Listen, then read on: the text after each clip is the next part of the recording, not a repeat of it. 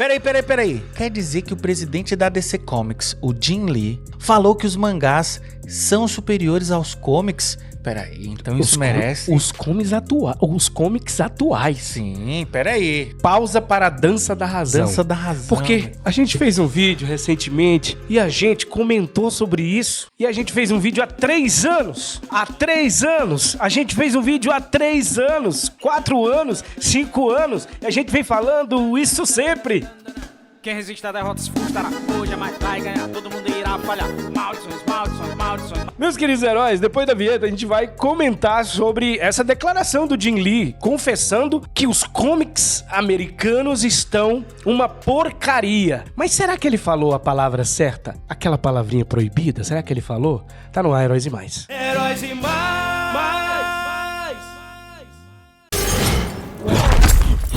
Chega! Vocês são todos inferiores a mim! Eu sou um deus, criatura ridícula! E não serei parado por um...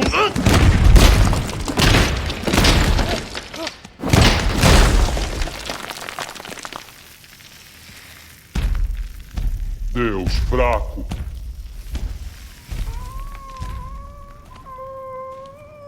Olá, queridos heróis. Aqui é um bate-papo um pouco mais sério do que a introdução. Na verdade, o Jim Lee, ele não falou nada. Ele atrapalhou o debate. Ele sabonetou, ele não quis realmente assumir, não quis realmente fazer uma avaliação técnica do que está acontecendo. Ele não quis resolver o problema, Elvis Ventura. Não quis. Na verdade, ele tá tirando dele da reta. É isso aí. Entendeu? Que vergonha. Ele tá Jim tirando... Porque assim, o Jim Lee hoje não é mais só um autor, não é só um desenhista. O Jim Lee agora é um executivo, já tem muito tempo, tá? E dê a César o que é de César, Jim Lee foi um dos grandes responsáveis pelo boom dos quadrinhos americanos nos anos 90. Ok? Só que de um tempo pra cá, esse cara entrou numa espiral, infelizmente, woke.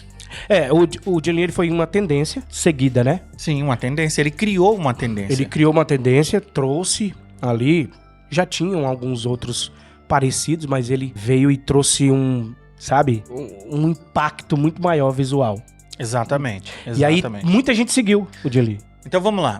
O Jim Lee deu uma declaração que tá aí em todos os lugares, todos os canais, pequenos ou grandes, que falam de cultura pop, falam de quadrinho, de cinema, estão repercutindo essa declaração do Jim Lee. Vocês estão vendo aí que o Vício fala sobre a declaração, traz toda a declaração deles. A gente não vai ler aqui para vocês, porque a gente já leu, a gente inclusive leu em live. Mas resumindo o que ele falou, os mangás são superiores do que os comics, porque tem todo tipo de histórias em quadrinhos, desde pesca, futebol, a super-heróis, e os comics ficaram apenas em super-heróis. Ou seja, o Jim Lee, com essa declaração, ele culpa a indústria por focar em super-heróis e culpa o fã também. Ele culpa a fadiga de super-heróis. Exatamente. É isso que o Jim Lee tá fazendo. Praticamente a fadiga que não existe. É, praticamente a mesma coisa que o cinema tá fazendo agora com os filmes da Marvel, da DC. É isso que o Jim Lee tá fazendo. Ele não entende, e até o Tony falou na live, que os mangás mais famosos são mangás de super-herói. Exato. Afinal, quem é o Goku se não um grande super-herói? Exatamente, quem é o Luffy, quem é o Ichigo, quem é o Naruto. É tudo super-herói, tudo jornada de herói, tudo superpoderes, transformações. Tudo isso tem a ver com os quadrinhos de super-herói. O gênero de super-herói, ele tem características que se enquadram em todos esses grandes shonens de batalha que a gente está falando. O fato dos mangás terem diversidade é apenas mais um tijolo nesse muro que é a grande indústria dos quadrinhos japoneses e agora sul-coreanos e também chineses. De forma geral, a diversidade é apenas mais um ponto aqui que o mercado americano perde.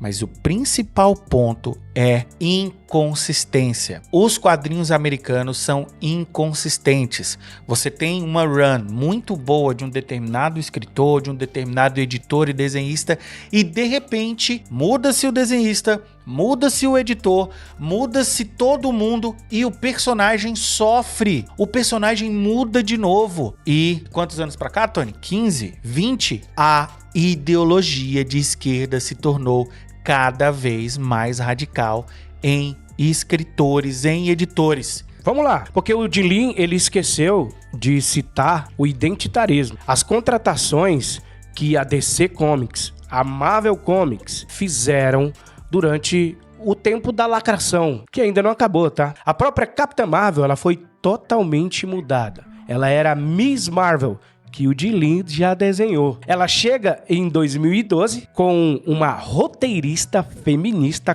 contratada especialmente para lacrar. Junto com Kelly Sue DeConnick, essa moça que vocês estão olhando aí, junto com ela vieram mais uma enxurrada de roteiristas, desenhistas, editores, wokes, pessoas identitárias, pessoas que não queriam criar histórias de super-herói, queriam criar histórias políticas. Jim Lee, na sua declaração, não fala nada sobre isso, até porque ele é um corroborador para que isso acontecesse nos quadrinhos americanos. A última declaração do Jim Lee, que eu tenho muita vergonha, é: a Arlequina é um pilar crucial, essencial da DC. E hoje, quem é a Arlequina, meus queridos heróis? A Arlequina deixou de amar o Coringa para amar a Era Venenosa. Ela tá certa, mas a personagem não era assim. A personagem... Ela tá certa? Não, claro, você vai amar o Coringa. O que eu quero dizer é o seguinte: a personagem nasceu porque ela tem uma ligação quase simbiótica com o Coringa. A Arlequina, ela só existe por conta do Coringa. Rasgue a sua calcinha aí o quanto você quiser. Você tá certo. Por que mudar? Por que mudar? Esse é o ponto que o Jim Lee e esses analistas do mercado não entendem. Na DC... Consistência, Tony. Consistência. Na DC, nós tínhamos o Jonathan Kent, que não era bissexual. Era uma criança, pô. Era uma criança. Cresceram o Jonathan Kent e depois transformaram ele em bissexual. Jim Lee... Você é um hipócrita, Jim Lee. No mínimo, ele não entende do mercado do quadrinho, cara. No mínimo, você é um hipócrita. É melhor ele ser hipócrita do que não entender de mercado do quadrinho. Não, ele entende, Elvis. Ele entende. O que ele faz é fechar os olhos pro que tá acontecendo, assim como vários criadores de conteúdo, várias pessoas que estão falando de quadrinhos por aí e não tocam nesse assunto. Ó, vamos lá. O Tom Taylor, quando foi escrever essa nova história do Superman, né, do Superman Yagi, ele falou: que chato escrever outro super-herói branco, hétero. O que ele pensou em inovar no Superman? Ele dá a What? É isso aí. Editor, me ajuda aí. Ele dá a Olha isso de novo. Oh, meu Deus, o novo Superman. Meu, que maravilhoso, que coisa inovadora. As crianças vão correr lá pra assistir. As crianças vão correr pra ler o novo Superman. Olha esse vídeo do pai que comprou a HQ do Superman. Olha só esse vídeo. Meu Deus do céu, cara. Ó, agora vamos à questão da diversidade. Lá no Japão é tudo setorizado. Você quer ver personagem dando a bunda? Vai ter lá. Mas criança não compra isso não. Você não vai ver o Goku mudando, sendo... um novo, tendo a nova sexualidade. Você não vai ver isso. Não. Consistência. Não, Gohan, qualquer personagem. Você não vai ver o Goku e nem vai ver o Gohan. Não vai ver, cara. Respeite o Gohan, viu? Respeite Gohan. Você não vai ver isso aí, cara. Mas tem toda uma outra leva de autores que escrevem esse tipo de história. E inclusive lá no Japão, não é nem pro público Yagi, Tony. Você sabia que esse tipo de conteúdo é pra garotas? As garotas gostam disso aí lá no Japão. Não sei porquê. Mas... é mais voltado para garota. Claro que tem o público LGBT lá, mas esse público LGBT não é o mesmo público engajado politicamente como é aqui no Ocidente. É por isso que vende. E, inclusive, Tony, as histórias são maravilhosas. Isso é um detalhe, a sexualidade é um detalhe do personagem.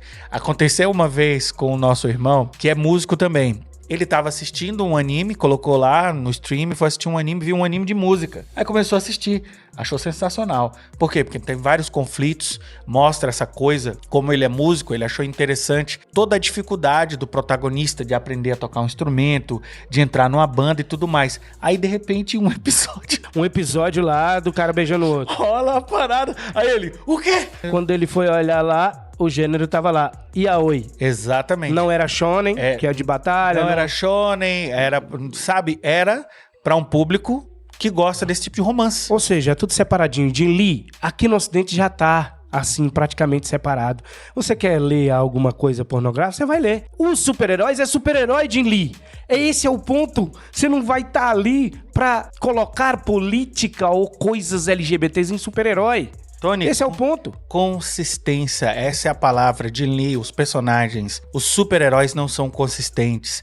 Os autores não se respeitam. Eu vou dar um exemplo agora. O James Gunn pegou o Superman e simplesmente cagou pra os origem. Pais do Superman. Cagou pra origem do... Cagou pra quem... Cagou pro último filho de Krypton, entendeu, cara? Agora vocês estão entendendo como o Jim Lee está completamente enganado. E se você tá aí nos comentários, você cheiroso ou isentola, que vem desses canais gigantes aí, caiu aqui de paraquedas, fala assim, você não é ninguém pra falar do Jim Lee.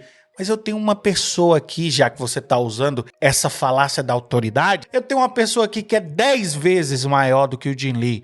Se chama Jim Shooter, que foi um ex-chefe da Marvel, considerado por todos uma lenda que infelizmente já nos deixou. Foi perguntado a ele, como você se sente em relação ao estado da indústria de quadrinhos hoje? Então Jim Shooter respondeu, acho que eles se esqueceram em que ramo estamos inseridos. Eu acho que, sabe, não importa se você concorda com cada palavra que eles dizem.